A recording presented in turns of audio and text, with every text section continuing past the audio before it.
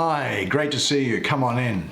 It really is good to see you. Well, here we are in December already. Can you believe that? It's one of those things, hey? Look, a bit of bad news. I was called earlier this morning to comfort a lady who was about to cross over. She was in a hospice. And as I was driving back, I just had a call from her family saying that she'd moved over into the other side. Which of course we all do, and but the other side is good. It's just another stage of the journey, but it's very difficult for the family. I mean, you may have experienced it yourself when someone that you love deeply passes into the next stage of their life. But you see them again, and you see them again often, and often, and often. Deck, which I get fantastic results from, I obtained recently from an artist in San Francisco by the name of Eden Gallanter, and she painted the deck and she refers to it as the Cheminée deck with a CH. And if you just search for Eden Gallanter in San Francisco, I'm sure that you can find out more about her and if she has any of these available and other work. The reason why I don't normally plug people, but the reason why I do is that I get such fantastic results from this deck. It is just razor sharp, accurate in the prediction that it provides for people that I see. And so she is obviously on the same wavelength that I am. And so anyway, I've mentioned it, there's the plug. Let me now provide and give the hands of the enterer, which is a shamanistic practice that I use as a way of bringing down spirit into the cards, which has been done. And so let us now provide 5 cards, which is all we need to see what is in store for you, Aquarius. Bear with me. Can you see what that is? Oh, it's the 8 of Cups. Yeah, look, it's a fantastic deck. The back of the cards, in some of the cards, looks just like the front. Only in a few of them. This has also come, and it's the 10 of Cups. So you've got the 8 of Cups, and you've got the 10 of Cups together. Aquarius, let us see what there is in store for you. Yeah, well, it's a busy time of year, isn't it? Christmas for a lot of people, Hanukkah. You probably just got over, if you're in North America, just got over dealing with family in Thanksgiving. And so I hope you emerged from that unscathed. And a couple of very interesting and moving Hindu festivals during the month of December as well. Let's get something, shall we? What's that? There's the Hanged Man. Isn't that interesting for you? And I'm interested in it because it's got those 2 Cups cards above it, the 8 and the 10, and I'm just also working through the numerology as I'm doing it, but I'm not going to give anything away just yet. There's Time. Fascinating. Time, the Hanged Man. This is a very interesting spread for you, which is good, obviously, because you're smart. And the more interesting, the better. So, let's have a look. What's finally here? What's this one got to say? There's the 5 of Cups, the 8 of Cups, the 10 of Cups, the 5 of Cups, the Hanged Man, and Time. Listen, come, and there's a couple of things to talk about here. Come and sit down next to me. Let's have a look at the imagery together, because it's important that you see the cards while I provide the commentary on them. And then it will get into your psyche and into your soul. Sit down next to me. Let's look at these things together and work through the reading. Now here we go. Let's have a look at this first card here, I think, just to see what's going on. Let's have a look at it. Time. Well, here we have a man, an old man, balanced on 4 sticks coming up out of the sea. 4 crescent moons behind him, a lantern shedding light growing up out of the water, and what looks like a fish sticking its head up looking at the man. Now, I really get the feeling that the divine spirit is within you this month. It's infusing you. And the reason why I say that, well, we have in our culture, haven't we, and particularly in our philosophical and theological culture in the West, had a great affinity with the concept of the water as embodying the Spirit of God. And that's the message that's coming up for me now. Now, I certainly don't put myself in the business of selling religion, but there is, you might be familiar with a book of the Old Testament or Hebrew Bible that will be familiar to those of the Jewish, Christian, and Muslim faiths, which is called Genesis. And in chapter 1 of Genesis, the first book of the Bible, verses 1 to 3 say, "When God began to create heaven and earth, the earth being unformed and void, with darkness over the surface of the deep, God said, 'Let there be light,' and there was light." Well, that's interesting because that is said to have occurred on the first of 7 days of creation in that biblical story. And what you might note if you read that book, and I commend it to you, is that it wasn't until the 4th day that God, in that story, created the sun and the moon, which would be natural objects to generate and reflect light. But here, in that text, we have it said that there was light created on the first day, before there was any natural source of light. And in fact, on the 2nd day, there was the parting of waters, and on the 3rd day, the creation of all the animals and vegetation. And then on the 4th day, that's when the natural sources of light came about. So for you, there is, if you like, this non-natural, divine light that is going within you during this month. Now, here is a man who doesn't look as if he's unsteady at all on these. He's not a cripple. In fact, he is someone, I'd say, who actually has the form of an acrobat, somebody who is quite able to manage what's going on in his life. Now, I see Mercury ruling Virgo here, with Mercury exalted. So the powers of Mercury, being communication, are going to be exemplified for you during this period. Now, Mercury was also the messenger of the gods, the messenger who brought the truth of the divine to humanity and into the natural world.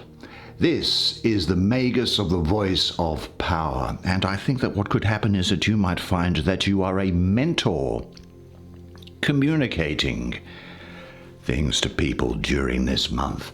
Now, that may be formal or it may be informal, by way of conversation, by way of encouragement. And it is as if I think that you are going to be almost illuminated from within as to what to tell people and how to communicate in a way which is compassionate and which is sensible and which is involved in actually sorting out, helping people to sort out their problems. You will have a great degree of wisdom during this period, I see. I think it's also possible that you're going to be, well, kind of resting in your own center, in a sense. I have a feeling, and some of these other cards are adding to it, and I'll get to them in a second, of a sort of a sense of retirement into yourself, not throughout the whole of the month, but certainly in a way which is from time to time. It may be before you go to sleep at night, where you think over what are the values that you have in life, and are you living to your values? Because I think that this is a time where you will be somebody who will not compromise your values. Now, I'm also getting the energy here that you are somebody who, in relationship terms, which may be romantic, they may be within a partnered relationship, but they could also be within friendships, which are not romantic, or within workplace relationships. You will be somebody, I think, who either wants a significant relationship or you don't want one at all. I don't think that you are going to be lukewarm. I think you are going to be either on or off. I think this is also saying to me that there is the need for you to complete things from the past before moving forward. And you know, this is the last month of the year, so what a perfect time for you to be doing this. I think you're going to be a very good organizer, so I think that you are going to be able to get those things completed. And that organizational ability is coming from the constellation of Virgo, which I see in the card here, Mercury ruling Virgo. So great organizational ability. And I think that this is going to be a time when you are looking after your body, thinking about your health, and also sprucing up your surrounds. I think that you will definitely be somebody who's able to motivate others during this period. People are going to see you as having a lot to say about how they should live, and leading by example, I think, is what you have. I'd have this thought in mind during the period, and it is, I enjoy the feeling of completion and resolution. I will not compromise that which is important to me. I enjoy my aloneness because I can stop being alone whenever I wish. Yeah, possibly getting away from a situation in order to see the bigger picture of it as well. And you could well become aware of something that you were previously unaware of, and then working out what to do in relation to that. Where am I going to go? I'm going to deal with this center card, the Hanged Man, next. This is a great card. Now, here is a man who is willingly hung upside down. There's no imprisonment here. This is a person who is willingly hanging upside down in order to get a perspective. Look at those dark shapes behind him. They tell you, don't they, that he's really looking at what's going on in his life. He's saying, let me see what it is. What is the reflection that I make out there into the world? And this Hanged Man is, well, I call him the spirit of the mighty waters. Here comes water again. And again, this is for you, I think, a very spiritual time. You will have divine energy within you. You will be unstoppable in many senses of the word. This is the planet Neptune for me, which is that watery planet, and this is the spirit of the mighty waters. I just have this thought in mind that you are the sun at the heart of my being. Your word is the shaft which fills me, to which I conform myself. Oh, that I might be the still, silent pool that reflects you, the veil that reveals you. Yeah, I think you may well be having a period here, do you know, where you're almost going through a sort of a metamorphosis. There is some change going on here for you. And I think it's a change which has come about from some emotional issues which could have recently have arisen and which you are processing. I think what we can say is that there is a surrender. I think you're learning to look at life in really quite a new way, I think. There may well, I think, be the opportunity for you to redeem yourself in a situation that has turned sour. I think you'll be able to fix it up. If something's gone wrong, I think you'll be able to fix it up and set it right. Because now you have the opportunity to put things right, because this is a window that you can look through and you say, aha, this is how to go and sort out the problem. Now, this card, I think, implies, because of its watery nature, and I see Neptune in the card, which is the watery planet, that the emotions are like water, and so they should flow. Let your emotions flow. You may have redemption or repair of a situation which is related to an emotional event or any transgressions which you may have made. I think definitely you will be breaking through fixed perspectives, attitudes, and beliefs. There's that fine mind of yours is at work, and what's happening is you're coming now to the end of the calendar year, And you're almost subconsciously, I think, preparing yourself for what lies ahead in a new year and how you can hit the ground running. I think you will be losing emotional guilt from past events. And it may be that you need to give up something lesser in order for something much more fulfilling emotionally to come about. Yeah, I think that you should have this thought in mind, and it is, I value breaking ineffective old patterns. I trust and have deep faith in the essence of who I am. I surrender to the higher path and to God's will. There's a version of yourself, I think, which is changing, becoming something new. It's metamorphosizing, I think, is the way that I would put it. It's metamorphosizing. Well, what else do we have here? Let's have a look. Why don't we get into it? This Five of Cups. Now, here's the Five of Cups. What I'll say about it is, numerologically, fives can sometimes be a problem. They are, for me, mystically associated with the planet of Mars. And Mars, in many of its forms, can be quite destructive. It can involve exaggeration. It can lead to instability, sometimes even chaos. But I think what the five can also do is the five can represent an offer or a proposition that is to be given or to be made, to be received or to be made.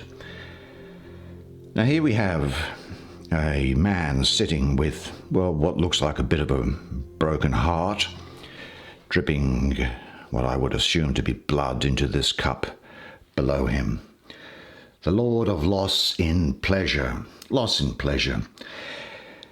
Now, I told you how I had Mars associated with this number 5. Well, I have to say, I also have, and I'm just looking at where this card is placed in the spread, I also have Mars in the first 10 degrees of Scorpio. You know, that 23rd of October to the 2nd of November. Well, we'd expect a positive aspect, really, for this card, because in classical astrology, Mars also rules Scorpio. But the energy here is taking place against the context, the background of this number 5. So we have, which is ruled by Mars, and which is the energy of Mars here, and the energy of Mars in the card is a double dose of Mars, and to have all that hot energy, I suppose, is evaporating the waters of Scorpio. So we have what may seem to be, for a period, a very arid environment, and it is one which overpowers, I think, what might ordinarily be the good relationship between Mars and Scorpio. I think that here it is being overpowered somewhat because of the double dose of Mars, if you understand what I'm saying. Well, what do we have? So perhaps you might say to yourself, look, things didn't work out as expected, but this is an energy which is saying to you, definitely saying, look, don't wallow around in any self-pity. Don't have any thoughts of regret. This is because new and better experiences are in store for you, and they are coming. Now, maybe it is a case, and it could be part of this metamorphosis, I think, that you're going through with this energy from this hanged man, that you've become, a little bit disillusioned, perhaps a little bit disillusioned, or thinking about about your life and what lies ahead for you and your future. It could be that you've been feeling or felt disappointed by someone else's actions. Now find it in your heart to forgive them, because forgiveness releases the person who forgives. You see, when an event occurs which unsettles us, we can be like a ship in a sea, and we can drop an anchor at that point. Well, of course, the anchor stops the ship from moving on, and so we're stuck there. But the forgiveness draws that anchor up, and the ship moves on to the bountiful islands that it is otherwise heading toward. And that is really much the case with you, I think. It could be that some feelings that surface during this time can tend to give maybe a degree of fear, a fear that things are going to repeat themselves. But of course, fear is, or fear of taking another risk. But don't fear risk. I mean, if we were to not take risks, let's face it, we'd all still be living in caves, wouldn't we? Make an effort to go out into the future. Don't hide away someplace where we can't be disappointed again. There may be some previous disappointment. Yesterday is previous after all. It's not now. The now, which is where you live, is what is important. That's the only thing that's real. And I'd say perhaps that this is something that could have happened 5 weeks ago or 5 months ago or even 5 years ago sometimes.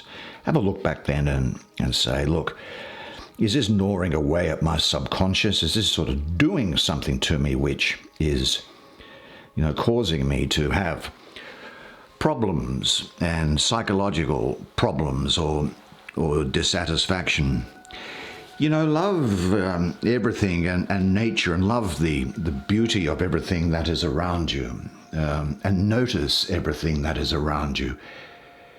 Do you know, many years ago, I wanted to be loved because I was great, a big man, but I'm nothing. Look at the glory all around us, the trees, the birds. I lived in shame. I dishonored it all and didn't notice the glory. And the only way to be happy is to love. Unless you love, your life will flash by. Do good to them. Wonder. Hope. Let's have a look at this. 8, because we'll finish with the 10. Now, here is the 8. Let's have a look here. Well, I've got to say that the 8 of Cups. Well, here is a person, and again, see, I love this suit of cups, and I love the beautiful imagery that the artist has provided for us. Here is a person. It could be a young man, but equally it could be a young woman. It's sort of androgynous. And I think what I would I'm getting a feeling here of sort of abandoned success, where you have been working towards something, you have been hoping to get something, you've been wanting to close something or to initiate a relationship with someone.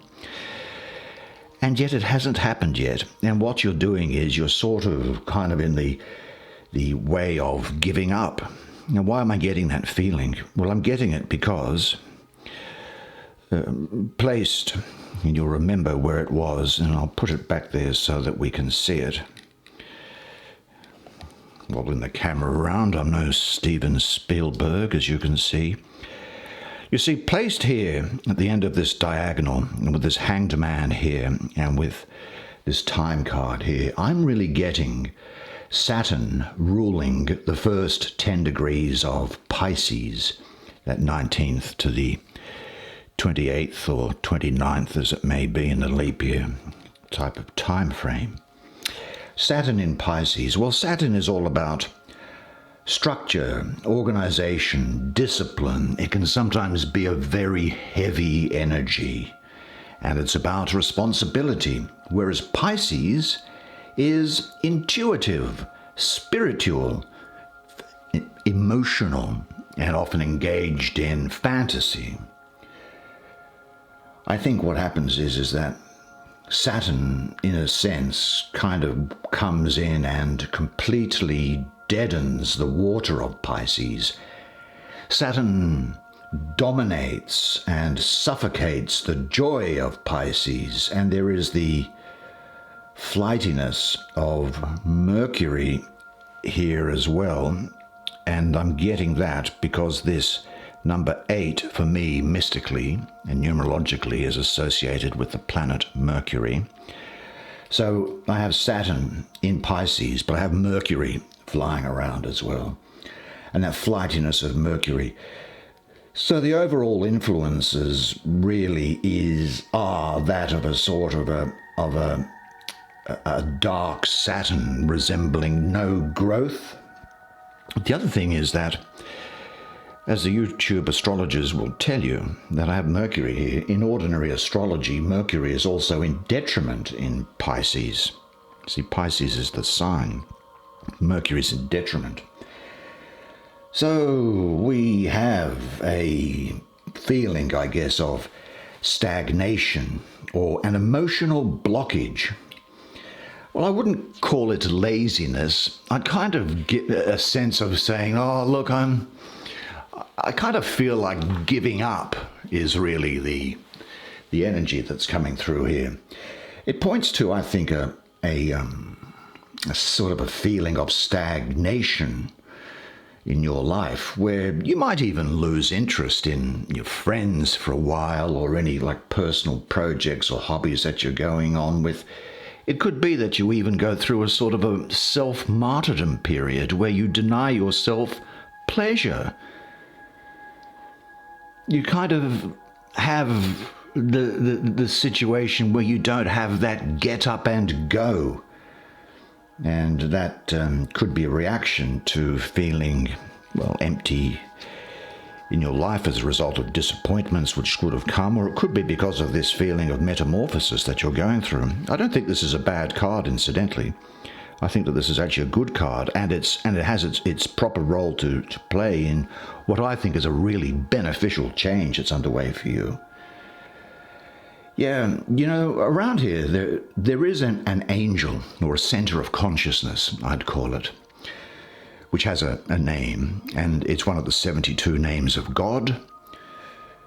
I won't go into how they're derived, but they come from chapter 14 of the book of Exodus, verses 19 to 21, I think.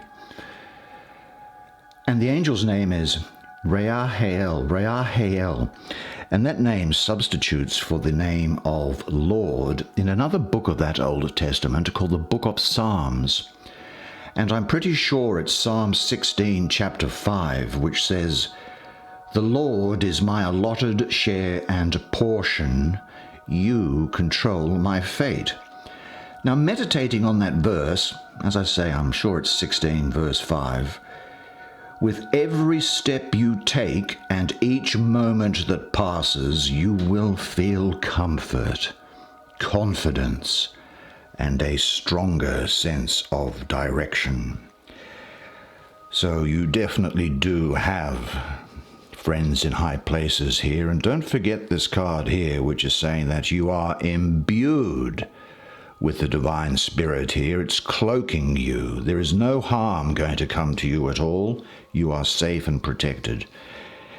Let's have a look at the end of this 10 of Cups. Well, this might be quite relevant given the time of year that it is, where a lot of things are changing. The 10 of Cups, the 10 is a long way away from the Ace. It's really where the energy of the suit starts to become unstable. In fact, the energy of Cups is about to devolve into the Suit of Swords. The energy will go next into the Ace of Swords from here in the Tarot, not in your spread.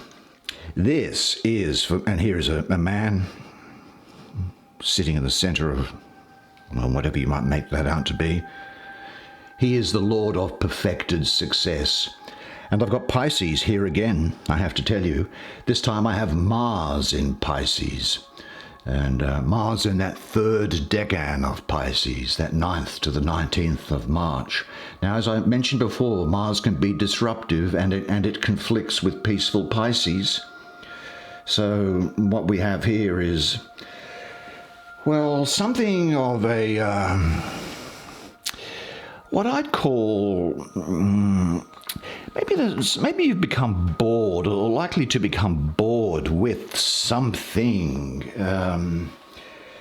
There is a great deal of emotional passion and vitality associated with this, but as I say, it is a 10, and this 10 is a long way from the ace, and so the energy in this is becoming very unsteady, particularly in this suit of cups more than any other suit. There is a fleeting sort of happiness, I think, which is short-lived and which I think is going to lose its ability to fulfill you. Now, this is quite likely, I think, to be something of a consumer good more than anything else. You say, I have got to have these shoes, these shoes, these shoes, or I have got to have this phone, this phone, this phone, and then when you get it, you think everything is great, it's fulfilled you, but then after some time, you start to become bored with it and say, why on earth did I go and get hold of this? That's really the feeling that I'm getting.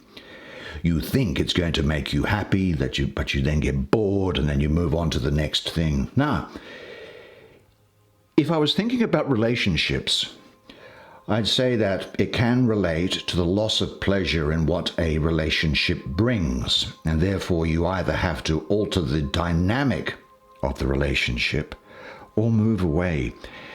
If you can imagine a bucket filling with water, then what happens is that the water comes into the bucket. That's all the happiness, that's all the emotional joy and satisfaction that you're getting from something. But then the bucket fills, and then regardless of how much extra you add into it, it just goes over the edges. You can't add anything extra. You're full. The situation, event, or relationship can't offer any more unless you alter the dynamic by making the bucket larger or by switching to a different mechanism in which to catch that water, if you understand the example that I'm giving. That's the real sense of it here for you. But see, it's not that you're not happy, but it's that you're full and you've come to the end of what the thing has to offer you. I would have this thought in mind, and it is that life gives me everything that I do need to be happy, because this is a great month for you, and you've got a great year coming ahead. That's the way it is for you this month. There we go. December. Your December reading. I hope you enjoyed that as much as I enjoyed giving it to you. Now, don't forget, make sure you check out your 2020 yearly reading. Just search for me, Nigel 2020, in your sign, and you'll get it. I thought you were fantastic during that reading. You were outstanding, and you played your part to perfection. And really, all that remains for me to say is this, that you are a legend, and I look forward to seeing you next month. Until then, bye for now.